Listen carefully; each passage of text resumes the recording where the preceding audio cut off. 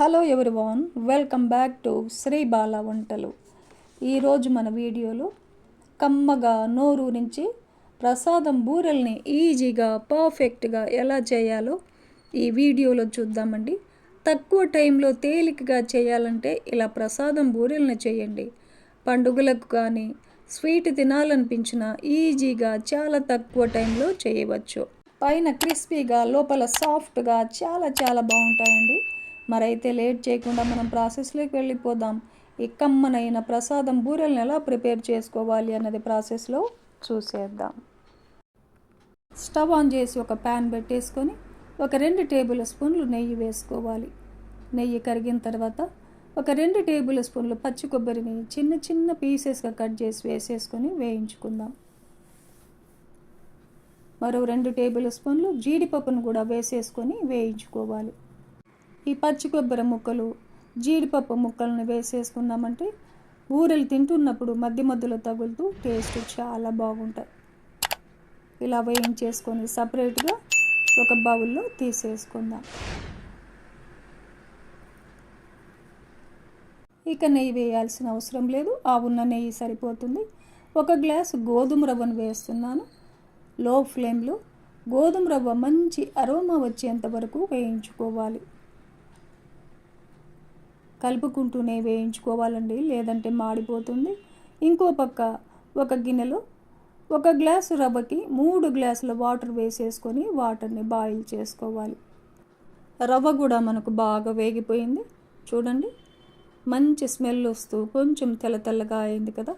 ఇప్పుడు వాటర్ కూడా బాగా బాయిల్ అయ్యాయి. స్టవ్ని లో ఫ్లేమ్లోనే పెట్టేసుకొని కొద్దిగా వాటర్ని వేసుకోవాలి. ఒకేసారి వాటర్ని వేసామంటే పొంగిపోతాయండి. వాటర్ని వేసేసుకొని కలుపుకుంటూ లో ఫ్లేమ్లో ఉడికించుకోవాలి. మూత పెట్టేసి 2 నిమిషాల పాటు లో ఫ్లేమ్లో ఉడికించుకుందాం. 2 నిమిషాల తర్వాత మూత తీసామంటే చూడండి, రవ్వ బాగా ఉడికిపోయింది కదండి. ఇప్పుడు స్టవ్ని లో ఫ్లేమ్లో పెట్టేసుకొని 2 గ్లాసుల బెల్లం తురుమును వేస్తున్నాను. 1 గ్లాసు రవ్వకి 2 గ్లాసుల బెల్లం వేసుకున్నామంటే ఈ క్వాంటిటీ స్వీట్ సరిగ్గా సరిపోతుందండి. బెల్లం అంతా కలిసేలాగా కలిపేసుకోవాలి. ఇలా కలిపేసుకున్న తర్వాత ఒక 1/2 టేబుల్ స్పూన్ యాలకుల పౌడర్ని కూడా వేసేసుకోవాలి. వేయించి పెట్టుకున్న పచ్చి కొబ్బరి ముక్కలు జీడిపప్పును కూడా వేసేసుకొని కలిపేసుకుందాం.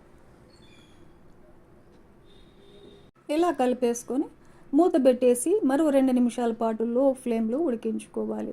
చూడండి, 2 నిమిషాల తర్వాత మూత తీసామంటే చూడండి బాగా గట్టిపడింది కదా.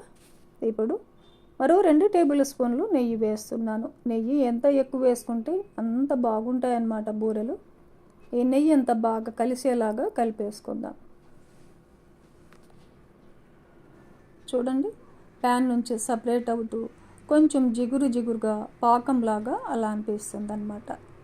ఇప్పుడు మనకు కరెక్ట్ కన్సిస్టెన్సీలో ఉందండి. ఇప్పుడు స్టవ్ ఆపేసి చల్లారనిద్దాం.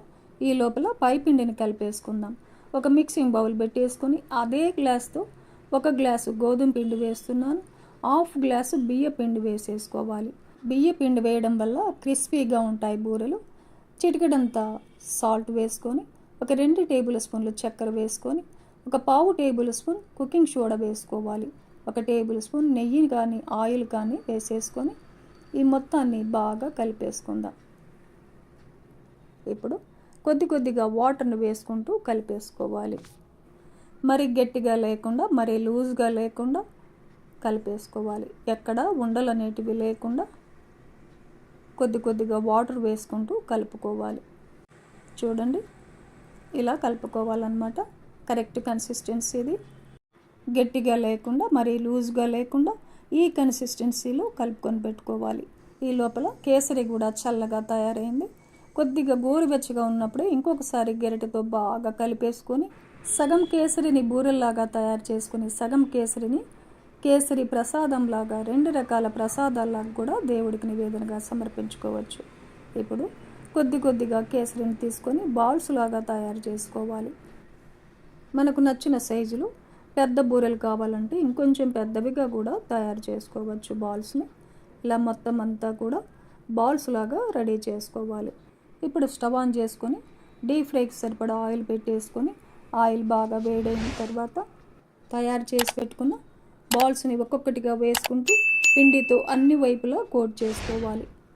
నిదానంగా తీసుకుంటూ ఎగస్ట్రా పిండిని ఇలా తీసేసుకుంటూ మెల్లగా ఆయిల్లో వదిలేసుకోవాలి.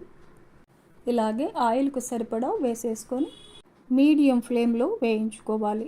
వెంటనే కదపకుండా ఒకవైపు వేగిన తర్వాత రెండవ వైపును తిప్పేసుకోవాలి. హై ఫ్లేమ్లో అస్సలు పెట్టకూడదండి, మీడియం ఫ్లేమ్లో మాత్రమే వేయించుకోవాలి. అప్పుడే క్రిస్పీగా వస్తాయి. ఒకదానికి ఒకటి అంటుకున్నా పర్వాలేదు, వేగిన తర్వాత విడదీస్తే వచ్చేస్తాయండి. చూడండి, ఇలా గోల్డెన్ కలర్ వచ్చేంత వరకు వేయించేసుకొని సపరేట్గా తీసుకుందాం. చూడండి ఎంత బాగా వస్తున్నాయో. ఇలాగే మొత్తం బూరెలన్నిటినీ ప్రిపేర్ చేసుకోవాలి. ఒక్కొక్కటిగా డ్రాప్ చేస్తూ మీడియం ఫ్లేమ్లో బూరెల్ని వేయించుకుంటూ ఒకవైపు వేగిన తర్వాత రెండవ వైపు కూడా తిప్పేసుకుంటూ మంచి కలర్ వచ్చేంత వరకు వేయించుకోవాలి. చూడండి, ఇలా గోల్డెన్ కలర్ వచ్చేంత వరకు వేయించేసుకొని ప్లేట్లో తీసేసుకోవడమే. ఇన్స్టెంట్ బూరెలు సూపర్గా ఉన్నాయి కదండి. అదే పూర్ణం బూరెలు చేసామంటే ఒక్కొక్కసారి ఆయిల్ చిట్లిపోతాయనే టెన్షన్ కూడా ఉంటుంది. ఇన్స్టెంట్ బూరెలు పైన క్రిస్పీగా లోపల సాఫ్ట్గా కమ్మగా చాలా చాలా బాగుంటాయండి.